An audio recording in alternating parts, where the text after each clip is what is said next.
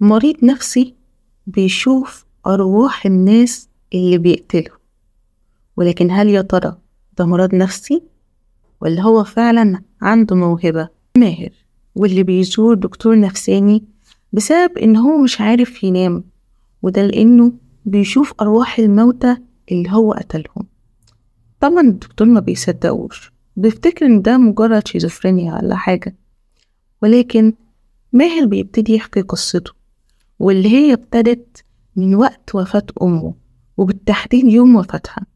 وقتها كانوا خارجين من مقابر هو وأبوه، وفجأة بيبص بيلاقي أمه ظهرت اللي كان لسه دفنينها، وبتقوله اوعى تصدق أبوك هو اللي قتلني، هو اللي كان بيخفي عني علاج السكر علشان أنا مرضتش أديله الميراث. ماهر بيقرر إن هو هيواجه أبوه، واللي لما بيواجهه بيضربه وبيهينه وبيحبسه وبيمنع عنه الأكل. ومش كده كمان، لا ده بيقعد بالأيام ما بيعبروش. فبيقرر ماهر إن هو هيهرب ويروح لخالته، وخالته كانت ممنوعة إن هي تجيلهم البيت، وده لأن هي أكيد شاكة في إن أبوه قتل أختها. وفعلا ماهر بيهرب من البيت، ولكن عشان هو كان طفل وساذج شوية فافتكر إن بيت خالته قريب منه، ولكن ماهر بيتوه وبيفضل أيام في الشارع لحد ما الشرطة مسكته. ماهر كذب على الشرطة وما قالهمش بياناته الحقيقية، كل ده عشان ما يرجعهوش لأبوه. وفعلا الشرطة بتاخد قرار إن هو يتحط في ملجأ أيتام، واتحط لحد ما كبر ودخل هندسة وبقى مهندس معماري كبير، وبدأ يدور على خالته وقعد سنين يدور عليها، وكان دايما بيحلم بالمقابلة دي، هيرجع لخالته اللي كان بيحبها وكانت حنينة عليه.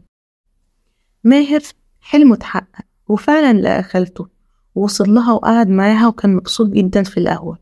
ولكن كل ده اتغير وقت ما وصل ابن خالته دكتور هادي، واللي كان دكتور ومشهور قوي، وبالتحديد هو متخصص في طب الأطفال. وفجأة ماهر شاف حوالين ابن خالته أطفال كتير قوي بتعيط وبتترجاه إن هو يرحمها. ولكن تعالوا نرجع لوقت حدوث الكارثة، وبالتحديد سنة 2025. وقتها حصلت كارثة على مواقع التواصل الاجتماعي لما انتشر منشور بيتكلم عن دكتور أطفال مشهور جدا بيخطف الأطفال، والصحفية اللي كتبته اسمها أمينة حاولت تبلغ في مركز الشرطة بالمعلومات اللي عندها، ولكن الشرطة ما صدقتهاش، وخصوصا ان الدليل معاها عبارة عن صورتين لواحدة كانت حامل وبعد كده ما بقتش حامل، فده دليل مش قوي، مش هيقدروا ان هم يحكموا على الراجل من صورتين ملهمش لازمة. علشان كده اتطردت من الشرطة، من مركز الشرطة يعني طردوها. وكمان من غضبها راحت نشرة كل حاجة من غير دليل قوي ضد الشخص المشهور ده. أمينة اتوجه لها قضية التشهير لشخص مشهور، ومش كده وبس، لا ده المحامي بتاعها كان ذكي جدا، فقرر ان هو هيقدم بلاغ بسرقة الكمبيوتر بتاعها علشان الشرطة تبحث في الدليل ده، فيكون عندهم وقت يلاقوا دليل فعلا على الكلام اللي هي بتقوله. وأمينة ما بقاش عندها أمل غير إن الراجل اللي بعت لها الدليلين بتاع الصورتين يتواصل معها تاني ويبعت لها دليل أقوى. ولكن أمينة ما بتلحقش تاخد نفسها، وبتلاقي إن الشرطة بتطب عليها تاني وبيقبضوا عليها، والمرة دي في قضية جديدة، اختطاف طبيب مشهور الدكتور هادي همام.